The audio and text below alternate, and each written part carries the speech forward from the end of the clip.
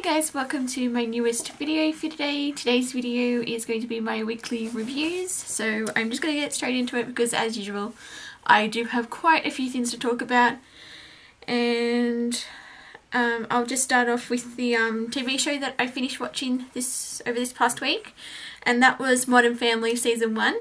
Now, I actually started this back in like July. I watched the first disc towards the end of July, and for some reason I just never got around to continuing watching it, and then in the past week I was like, you know what, I want to finish, you know, any like TV shows, like in terms of like DVDs that I haven't watched. So that's why I sort of, I had like about a 2-month gap, and then I just decided I'm going to finish this season.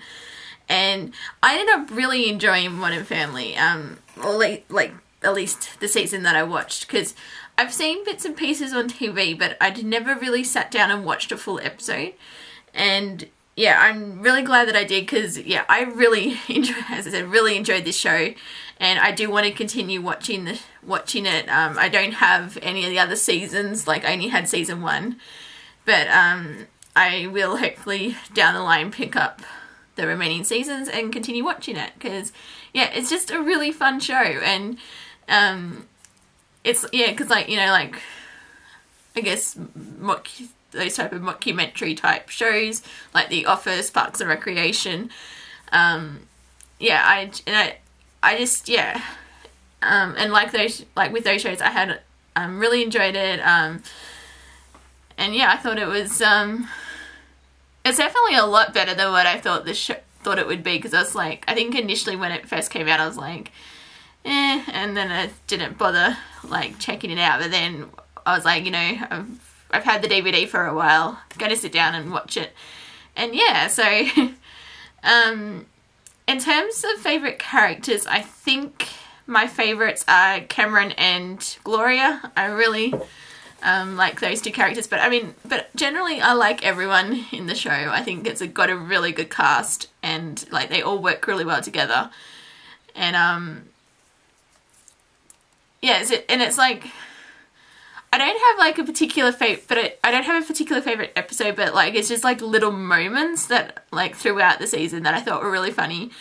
One of them was the episode where Jay accidentally kills Manny's, is it turtle or a tortoise? He kills a pet, and he's basically like, he sort of brings up that, you know, he has a history of killing pets because he killed a couple of Mitchells and when he was growing up. And then it was like, when they revealed what the names of the pets were, like one of them was Liza Minnelli, and there's another name that I can't quite remember, and Gloria just looks at Jay and he's like, really, you didn't know that he was gay?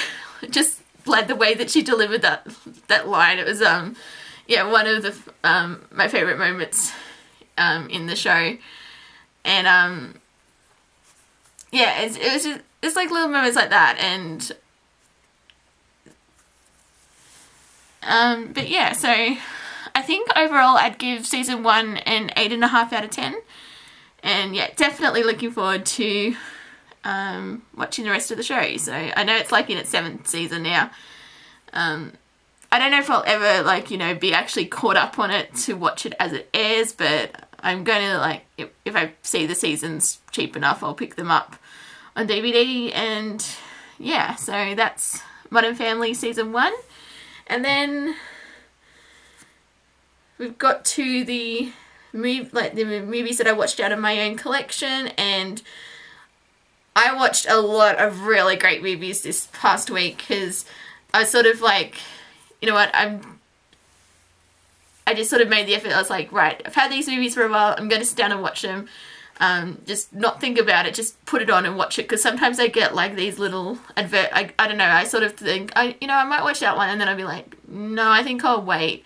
And then obviously waiting leads to like 3 years without watching it, but I was like, this time I'm right, I'm just going to put the disc in and I'm going to watch it. And the first film that I did that for was Braveheart, which I'd never seen Braveheart before. I'd had the Blu-ray for quite a while, like at least 4-5 years, and I I mean, obviously I know the story of Braveheart, I just never sat down and watched it. And let me tell you, I absolutely loved it. It was like, it's like one of my favorite films now. I just thought, oh, I just loved everything about it. I can't really describe how I feel towards it. It was just, I loved it that much. It was just, oh, I thought everything about it was incredible. Like, you know, the story, the acting, even like, and the directing. Like, the directing was great. I mean, I actually had forgotten that Mel Gibson had directed this film, and when I saw his name come up in the credits, I was like, oh yeah, he directed this. And but I will say I was actually surprised to learn that he didn't get nominated for Best Actor, because Mel Gibson was great in this film, like as William Wallace, because he just carried the film. And yeah, it's like, I mean, Best Picture, Best Director, but yeah, I thought like he should have gotten Best Actor, like, or at least nominated for Best Actor, because I haven't seen all the Best Actor like those nominated in that year, so I can't say for certain, but he was just he was incredible in this film. And yeah, it's just one of those great historical epics. And you know, yes, it's like nearly 3 hours long, but it didn't feel like 3 hours.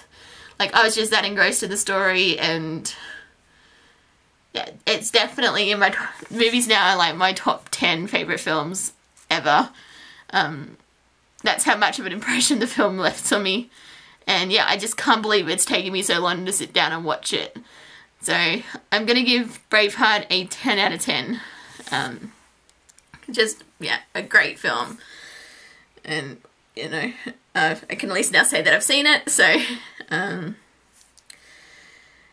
so the next film that I watched was another epic, and that was The Two Towers, as part of my Lord of the Rings rewatch.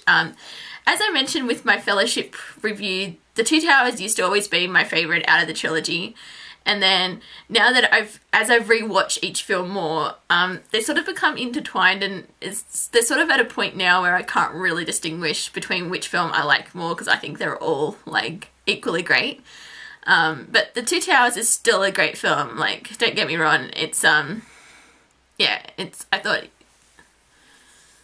like, you know, where they continue off with the story, and I like the direction, like, because obviously in Fellowship we had sort of, you know, they were all together, they were on their, like, the one main quest to reach Mordor, and then, but by the end of it, you know, the Fellowship had broken, and, you know, they were all off on these little side quests, and that's what I actually liked about The Two Towers. Like, we all saw them off doing their own thing. Like, you had Frodo and Sam still going to Mordor, then, you know, they were incidentally joined by Gollum.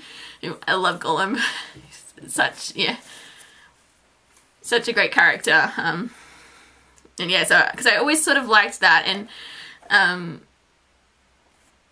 because what sort of gets me, like, in terms of Gollum's relationship to Frodo and Sam, you sort of see, because at the start, obviously, Sam's kind of like, don't trust him, Frodo, he's a liar, he'll kill us all. But then sort of by the end of it, he does sort of start to come around to, like not so much liking Gollum, but I guess accepting him. And, yeah, because it sort of, like, makes what's coming, like, once you know what's coming in Return of the King, even more harder. Like, once you know that he's sort of, like, you know, he's, like, because it, like, hang on, let me try and wear this right. Because, like, at the end of it, when, Faramir frees, like, Frodo and Sam, and he's sort of, like, at the end, when they're walking away with Gollum, he's like, you know, he had to do that, don't you? Like, why he'd had, Gollum captured. It's sort of, yeah, I just thought that was sort of, like, in terms of character development, that was a really, like, poignant moment, I guess. Like, in terms of the, yeah, like I said, in terms of the relationship. But,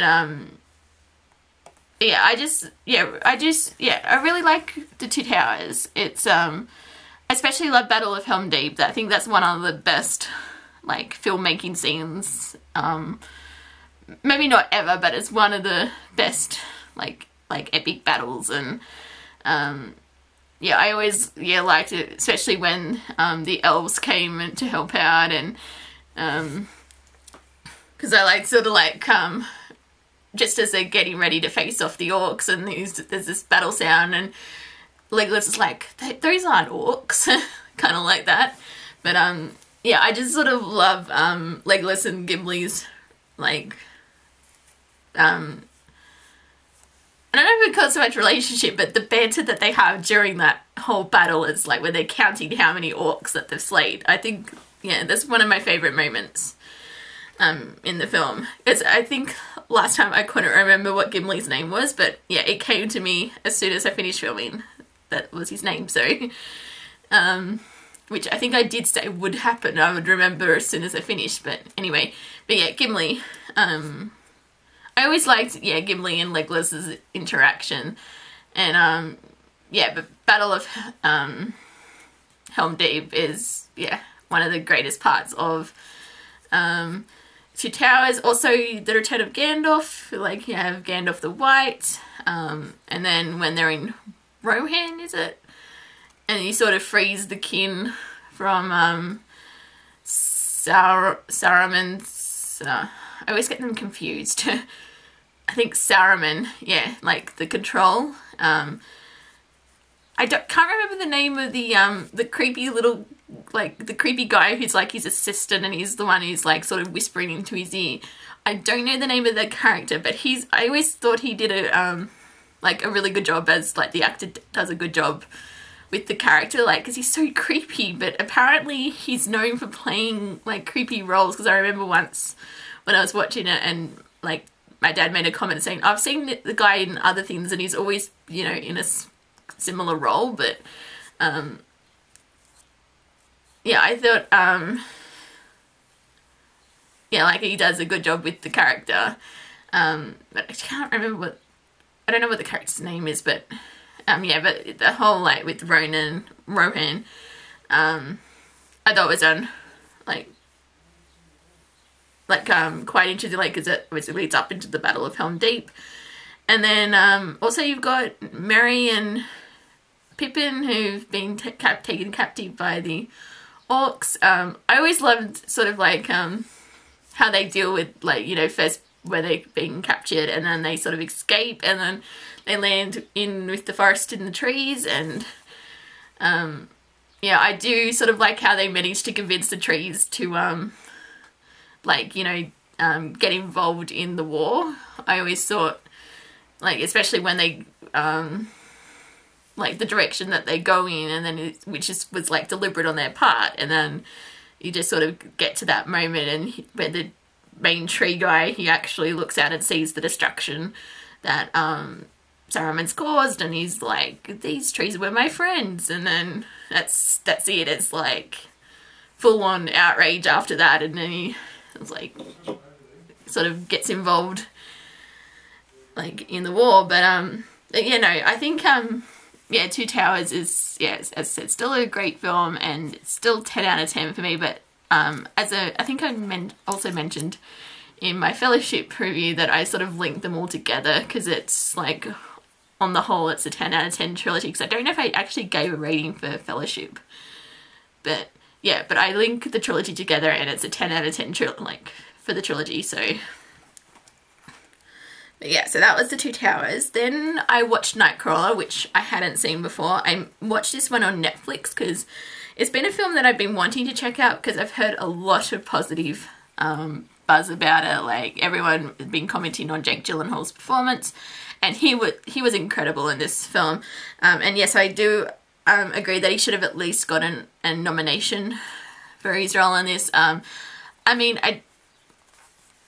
I know I say, I mean, obviously, Eddie Redmayne, like, he was amazing in Theory of Everything, and I'm, like, glad he got the Oscar for that. But I do think, I mean, it's like, you know, the two performances are obviously completely different, but I would have liked to have seen, yeah, as I said, Jake Gyllenhaal to have received a nomination for this, because his performance in this movie was incredible. Just the transformation that he went through, and yeah, and as he, like, sort of just I guess the manic obsessiveness of his character, And yeah, I thought it was an interesting like topic, sort of like with the whole, you know, it being the first to try and get I guess use of like footage of crime scenes as they happen, or before, well, like as soon as they've happened. But I sort of like how this film sort of goes one step further, and it's like it gets to the point where Jake Gyllenhaal's character is the one who's like, I wouldn't say so much as committing the crimes, but it's very morally grey in terms of, I guess, media ethics and what he's doing. And also just how he, like, because, you know, he sort of sets in an emotion like he's withholding information about crimes, and like so he can deliberately encourage a certain chain of events that would get him the best footage that can, so he can sell that. And yeah, he's like, because he's the character that he plays is like he's such,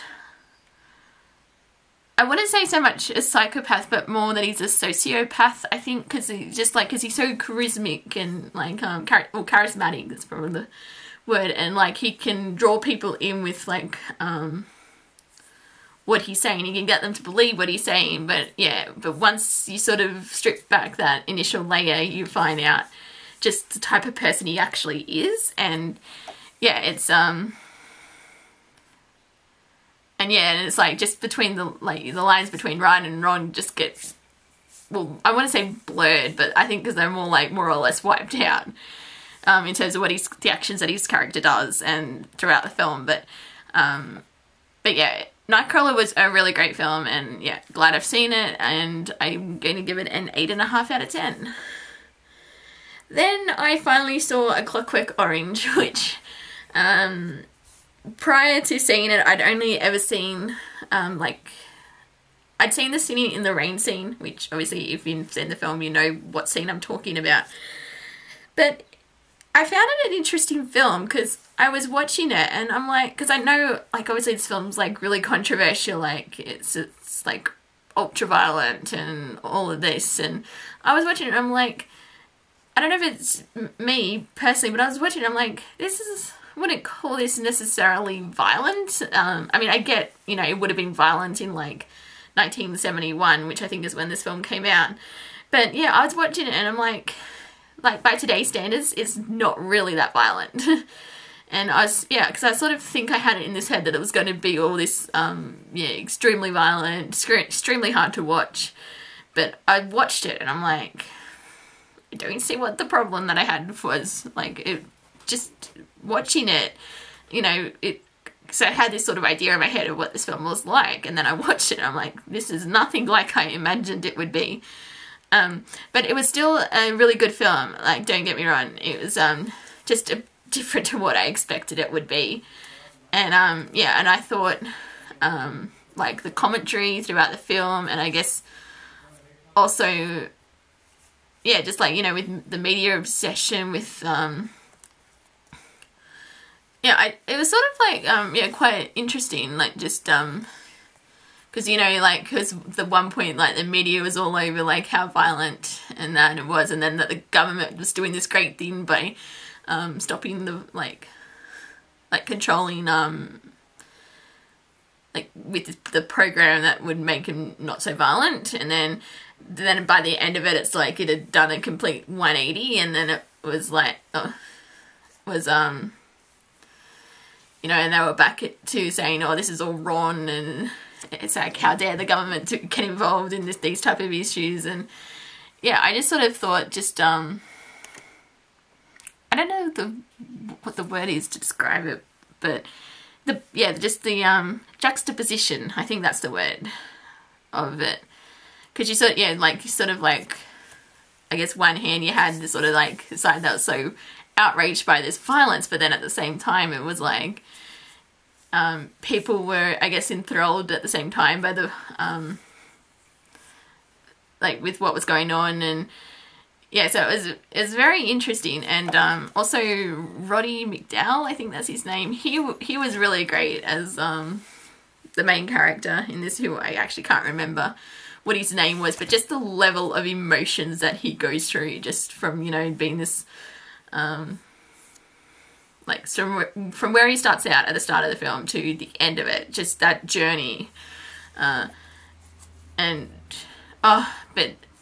the one scene that I do want to comment on is when he's released and he goes back home, and was it the former friend is that the guy who was there? Because I think I lost track of a few of the characters, but I'm sure it was one of the guys he knew, and he'd sort of taken over his role as like living with his parents, I think, and like he'd sort of become the favorite son, I think, in place of him. And yeah, just that whole scene. And then when he's like, all his stuff's been sold off, and he just goes like, where's my snake? Like, just the way he delivered that scene, it was just actually of all the scenes, that was probably the hardest one to watch. Just sort of when you sort of start to see his mental breakdown from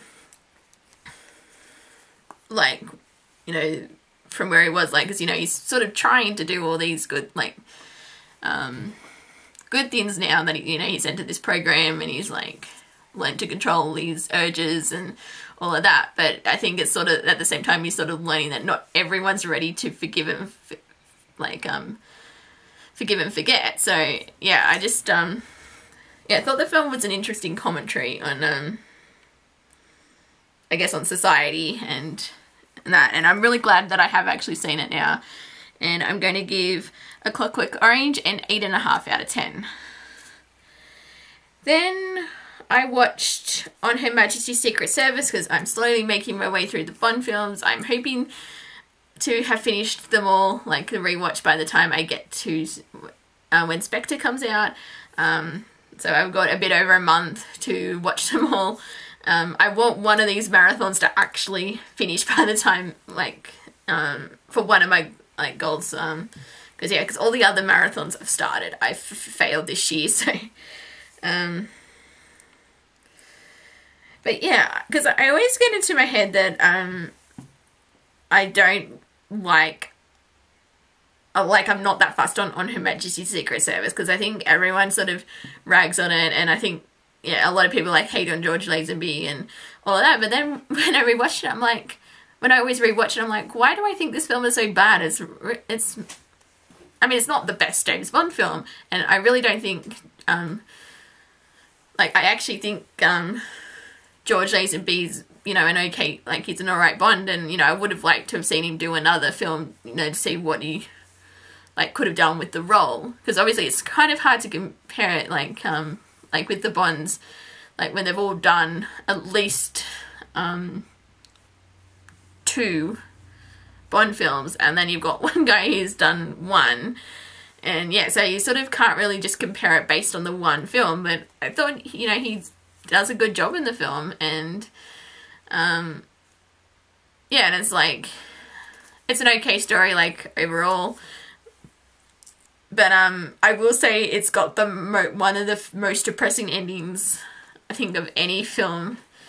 Like, just, yeah, that ending is, you sort of watch it and you're like, why?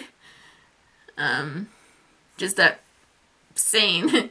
Because I remember being, like, really shocked with the first time I saw the film, and it was, like, got to the end, and like, okay, it's going and then suddenly it's like, wow, they really did that. Because it's not sort of something you'd expect for the, like, ending of a film. Like, if it was going to happen, you thought it would happen sooner, I guess, rather than later. But yeah, it's a really poignant ending, and I think it does. And I'm pretty sure they do reference it throughout the other films, like, because I think, like, it's the, you know, the only time he's gotten married and that, but it's, yeah, I always thought that, yeah, just the ending, it's like, yeah, but overall I think it, yeah, On Her Majesty's Secret Service is an okay film, especially, like, as a Bond film, but I'm going to give it a 7.5 out of 10. Then I watched, I rewatched Man on a Ledge, which I haven't seen since I saw it at the cinema. I know this film got ragged on a lot and it didn't really do all that well, but you know what?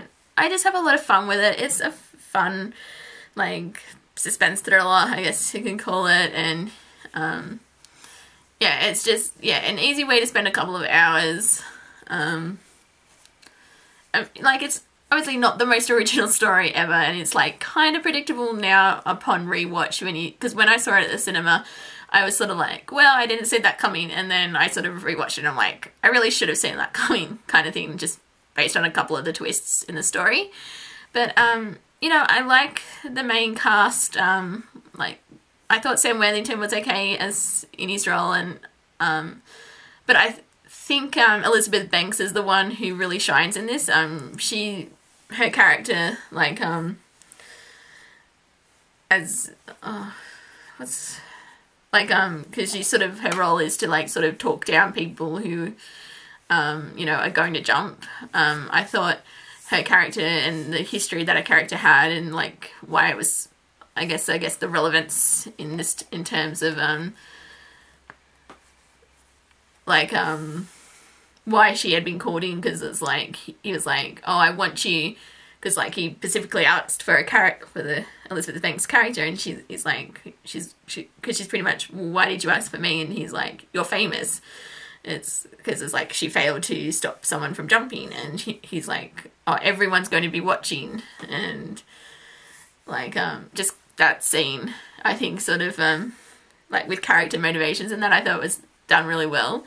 But yeah, as I said, not the greatest film ever, but it's one of those ones, if you just want to kill a couple of hours, it's fine for that type of watch. And I'm going to give, I think I gave Men on a Ledge a 7.5 out of 10, which I think is more or less still my rating after like a couple of years of that. So, and then the last of the regular films that I watched was Close Encounters of the Third Kind, which again, I had never seen before, which I know is like a Spielberg classic, and yeah, I'd only just gotten around to watching it. And yeah, again, this was another film that I was like, why has it taken me so long to get around to watching? Because it's like, it's science fiction, and it's like, it's the type of story that I would get, you know, really engrossed in. And you know, it's definitely a different kind of like first contact story, because just sort of the way it played out, and I sort of, yeah, appreciated it for, like, you know, in terms of storytelling purposes, because it went through these phases, and like, you didn't just get, like, character going from A to B. You sort of had all this different stuff happening, like, you know, as it, like, it sort of showed how they were being impacted by the initial, like, I guess the initial first contact with the lights and everything, and just sort of how it's began to change them, and then how it began to impact on their relationships, and then finally it just sort of drove them to the point, like, you know, they were almost on the brink of, or I'd say they probably were close to, like, you know, brink of insanity, and like they've driven everyone away that's close to them, and but they've got to figure out what this stuff means. And yeah, I just thought that kind of aspect of the film was done really well, and I was like really interested in seeing how the characters progressed from that, and especially like how the film ended. I thought that was a really yeah, I really liked the ending of the film. I thought that was just called, I guess, a full circle type thing. But yeah, I'm really glad I've finally seen Close Encounters. Because I haven't actually seen all of Spielberg's films, I can't say like where this one ranks, but yeah, it would probably be in the top 5, I think, in terms of favourite films by Steven Spielberg. But yeah, I'm gonna give, I think, Close Encounters of the Third Kind, I'm gonna give again an 8.5 out of 10. It seems to be the common rating for this video, but so that's that one. And then I ended up seeing 3 films at the cinema this past week, because yeah, it just seemed to be a popular day for films that I wanted to see. So the first film that I saw was Pan, which is the origin story retelling of Peter Pan. And I know this film's gotten, I think it's most has mostly been negative because I haven't really seen that many positive reviews about it. But I enjoyed it. I had a lot of fun with it. I thought just this whole, like the contrast from like, you know, starting out in like dreary London and then being whisked away to Neverland, and I sort of liked that whole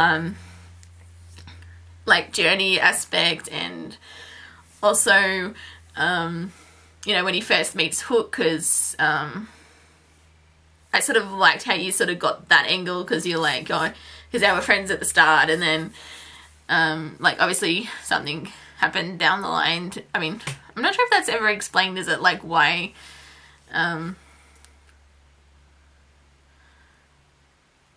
like Hook and Pan sort of became enemies, but I sort of did like that, but I liked that angle, like you sort of saw them like developing a friendship, and then like, and I guess the origin of the Lost Boys, and you also but I do have to say I loved Hugh Jackman in his role as Blackbeard. It was so over the top, and yeah, just one of those definitely chewing the scenery performances. You could tell Jackman was having a blast in the role, and because probably my favourite thing about the film was his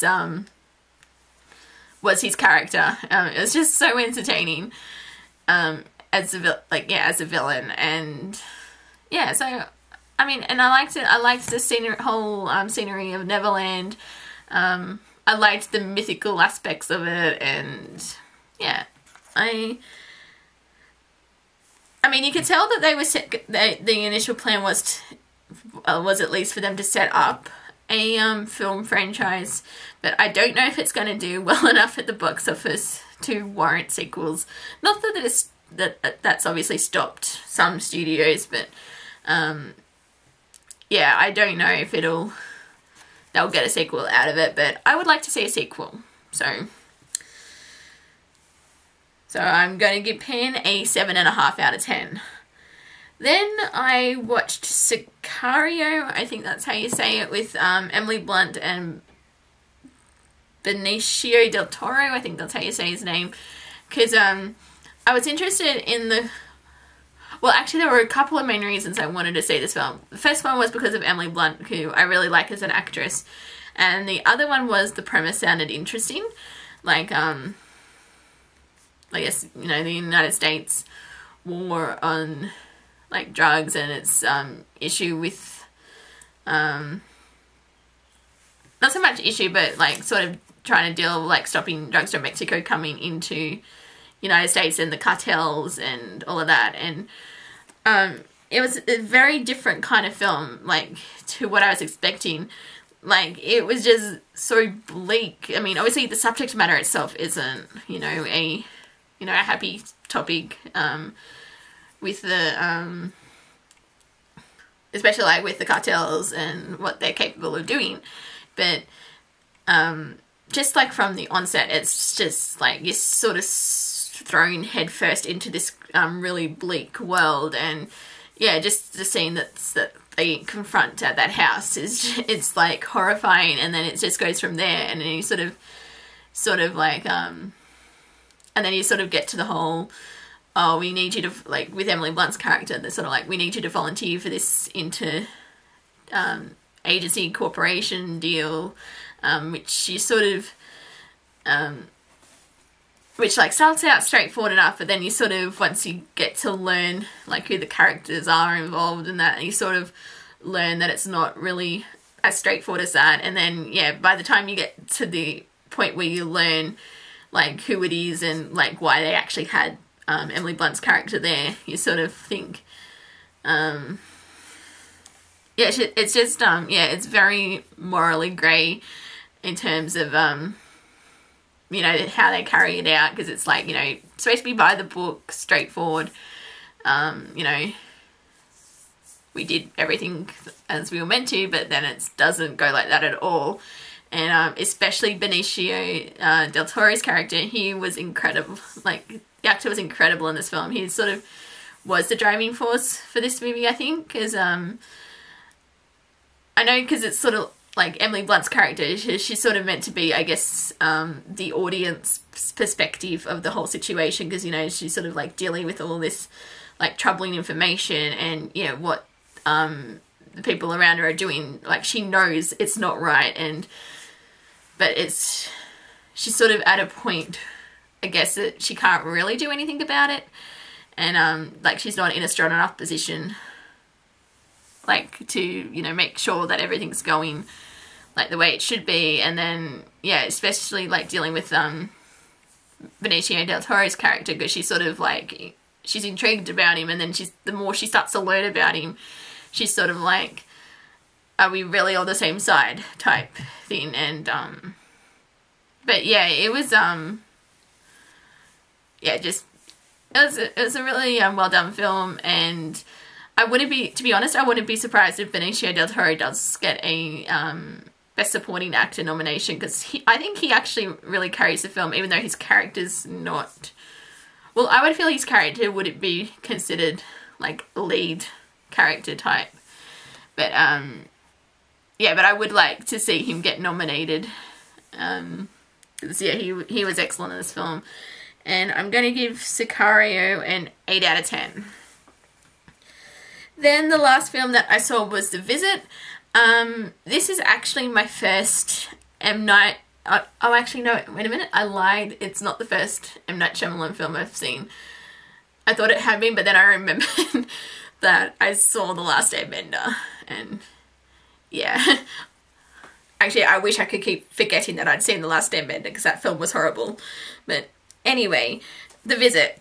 The main reason I wanted to see this film, because I haven't actually seen The Sixth Sense, but I know, I mean, everyone loves The Sixth Sense, or most people love The Sixth Sense, and I'm hoping to actually get around to watching it this October as part of, like, you know, horror-themed films to watch. But I was curious to check this one out, because I knew it's sort of like, it had been a while since he'd done, like, I guess, a horror film, and then I wanted to check it out, because I sort of been hearing actually relatively good things about it, which I suppose for, you know, an M. Night Shyamalan film, that's actually like a rarity. But I decided to watch it, and because especially since my local cinema actually got the film, and I wouldn't say because for me, I think the film was just average. Like, it was okay. I didn't love it, I didn't hate it. You know, it was watchable, but I don't think I'll be in a major hurry to rewatch it, because I thought the storyline itself was quite interesting, especially the twist at the end. I thought that sort of, it was one of the twists, I guess, that had a better payoff than in some found footage horror films. And I sort of do like the concept of this type of found footage horror, but I think it's sort of like, I really do think it's to the point where you see, like, you know, you've seen one found horror footage type film, you've seen them all pretty much. Like, there's no real unique one now, because most of them follow the same format, and yeah, to me it sort of did play out like a Paranormal Activity type film, which I suppose makes sense because the producer of that was involved in this film. But yeah, it was an okay film. I will say one thing though, that the brother of the kids, he was fantastic. He's probably my favourite character in this. But as to the film itself, I wouldn't say it was like particularly scary. It was definitely like some people have said, it's more comedy horror. But even though it was probably more entertaining, because the session that I went to, there were these two teenage girls who kept screaming at just about every little like thing, like, you know, the jump scares and stuff. So they found it scary, but which, yeah, so that was kind of one entertaining thing to happen out of the film. But yeah, it's just, yeah, as I said, it was okay. I did like the ending, how it sort of went old school horror type thing once, you know, they're out of the house, and what happens, that it's just sort of goes into like a credit style ending, and I actually did think that was done really well. Like, I liked that aspect of it. But yeah.